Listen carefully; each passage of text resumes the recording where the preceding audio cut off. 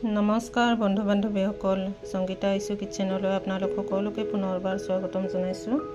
আজি মই কালা চিকেন বনাইছিলোঁ। এয়া কালাৰটো ইমান ধুনীয়া হৈছে। এইটো মই কেইদিনমান আগতে বনাইছিলোঁ। ছোৱালীজনী খাই খুব ভাল পাইছে, সেইকাৰণে ৰেচিপিটোত দিব দিলে, সেইকাৰণে আজি মই বনালোঁ। ইয়াতে কমলাৰ বাকলিৰ ফ্লেভাৰটো ইমান ধুনীয়া আহিছে, আপোনালোকে ট্ৰাই কৰিব পাৰে।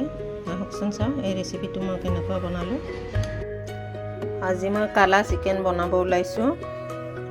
এয়া মাংস লৈছোঁ আৰু ইয়াৰ লগত কি কি মছলা লাগিব এইটো দেখুৱাই লৈছোঁ মই। অকণমান ধনিয়া আৰু এয়া জিৰা, এয়া জালুক ইয়াতে লৈছোঁ তিনিটা পিপিলি আৰু এয়া ডালচেনি সৰুকৈ 2 পিচ, ডাঙৰ ইলাইচি লৈছোঁ এইখিনি। ইয়াতে আছে লং আৰু এইটো ষ্টাৰ মছলা, চক্ৰফুল বুলি কয়, আৰু এয়া তেজপাত 2 খিলা।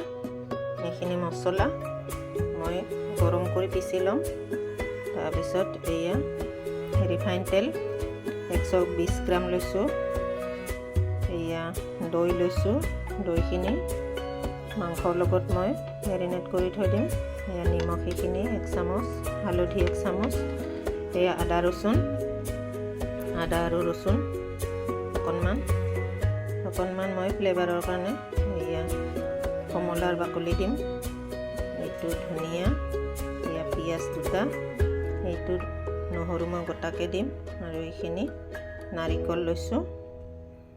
এইখিনি মোৰ আজি ৰেচিপিৰ যোগাৰ। এটা এটাকৈ মই আৰম্ভ কৰি গৈ আছোঁ, চাই থাকক। ইয়াতে মই দৈখিনি দিছোঁ, লগতে এয়া নিমখখিনি দিছোঁ, আধা নিমখ দিলোঁ। এইখিনি দি মই ভালদৰে মাংসখিনি মেৰিনেট কৰি থৈ দিম। আৰু ইয়াৰ লৈছোঁ হালধি, ইয়াতে আধা দিলোঁ, আৰু এয়া কাশ্মীৰী মিৰ্চ এইখিনি আধা দিছোঁ। এইখিনি মেৰিনেট কৰি মই কমচে কম 1 ঘণ্টা থৈ দিম। ইয়াৰ তৰকা পেনটোতে মই মছলাখিনি গৰম কৰি ল'ম।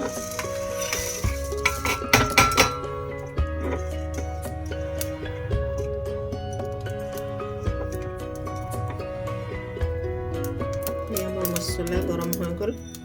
এইখিনি অলপ মই ঠাণ্ডা হ'বৰ কাৰণে মই ইয়াতে প্লেটত ওলাই লৈছোঁ।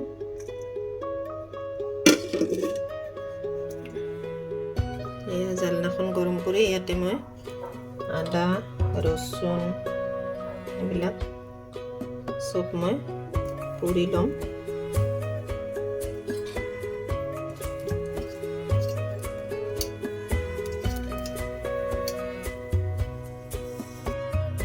ইয়াতে নাৰিকল কেইটাও দি দিছোঁ। গোটেইখিনি মই পুৰিহে পেষ্ট বনাম, যাতে ইয়াৰ পৰা ক'লা ৰং ওলায় আৰু পুৰা গোন্ধটো ওলায়। সেইটোৰ কাৰণে এনেকৈ মছলাখিনি মই পুৰি ল'ম। পুৰি লোৱাৰ পিছত পেষ্ট কৰি মাংসখিনি বনাবৰ কাৰণে ৰেডি কৰি ল'ম। এয়া এইখিনি পুৰা হৈ গ'ল মোৰ। পিঁয়াজকেইটা অলপ মাজে মাজে কাটি দিছিলোঁ, যাতে ভিতৰলৈকে পুৰা যায়। আৰু ৰচুনকেইটা এইবাৰ মই বাকলি এৰুৱাই ভালদৰে মিক্সাৰত পিচি ল'ম। এয়া নাৰিকলৰ পিচকেইটা অলপ সৰু সৰুকৈ কুটি লৈছোঁ, যাতে মিক্সাৰত ভালদৰে পিচা যায়। আৰু পিঁয়াজকেইটা মই সৰু সৰু কৰি কাটি ল'লোঁ এনেকুৱা। আৰু ৰচুনকেইটা বাকলিৰ পৰা এৰুৱাই ল'লোঁ।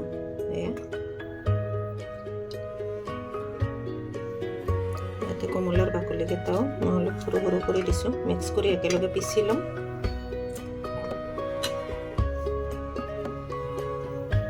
কেৰাহী গৰম কৰি ল'লোঁ মই এবাৰ মাংসখিনি বনাবৰ কাৰণে যোগাৰ কৰি লৈছোঁ এয়া তেলখিনি দি দিলোঁ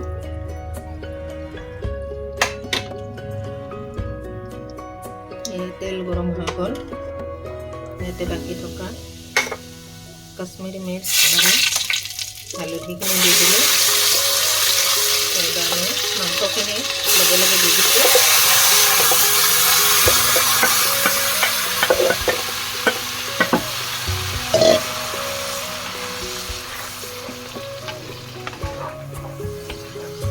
এইখিনি মই মেৰিনেট কৰি থৈ দিছিলোঁ 1 ঘণ্টা মেৰিনেট কৰি থৈ দিলে অলপ মাংসখিনিত নিমখ হালধি আৰু ইয়াতে মই দৈ দিছিলোঁ এইখিনি ধুনীয়াকৈ মাংসৰ লগত মিক্স হৈ যায় ইয়াতে নিমখ আৰু দৈ দিয়াৰ কাৰণে এনেকুৱা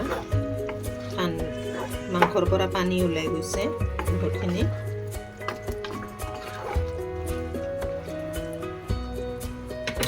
ইয়াতে এবাৰ মই ধুনীয়াখিনি পেষ্ট কৰি লৈছিলোঁ সেইখিনি দি দিলোঁ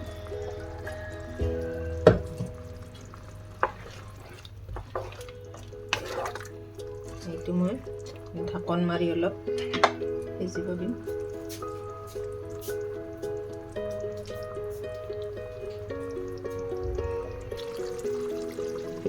ঢাকনিখন মাৰি মই 10 মিনিটমান সিজিব দিম 10 মিনিট হৈ গ'ল এইবাৰ মই বাকি থকা মছলাখিনি দি লওঁ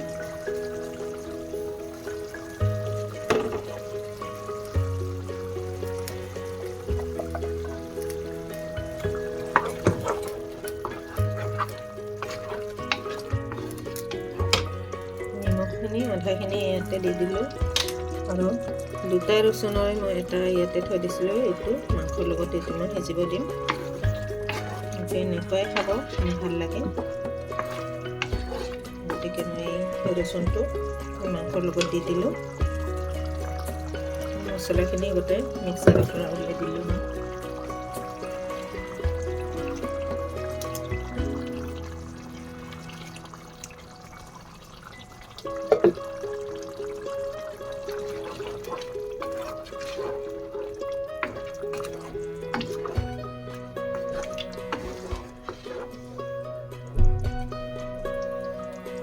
কেতিয়াবা মছলাদাৰ খাব মাছ বা মাংস এনেকুৱা খাব মন গ'লে মাজে মাজে এনেকুৱা আপোনালোকে বনাই খাব পাৰে সেইকাৰণে মই আজি মছলাদাৰ এয়া কালা চিকেন বনাইছোঁ ইয়াৰ ৰেচিপিটো দেখুৱাই লৈছোঁ আপোনালোকে নিজে ঘৰত বনাই খাব পাৰিব আৰু ঢাকন মাৰি মই ভালদৰে সিজিব দিছোঁ এয়া মই এনেকুৱা মাজে মাজে ঢাকনিখন গুচাই লৰাই আছোঁ মই পানী দিয়াই নাই এতিয়ালৈকে মাংসৰ পৰা যিখিনি পানী ওলাইছিলে সেইখিনি লগতে সিজাই ল'ম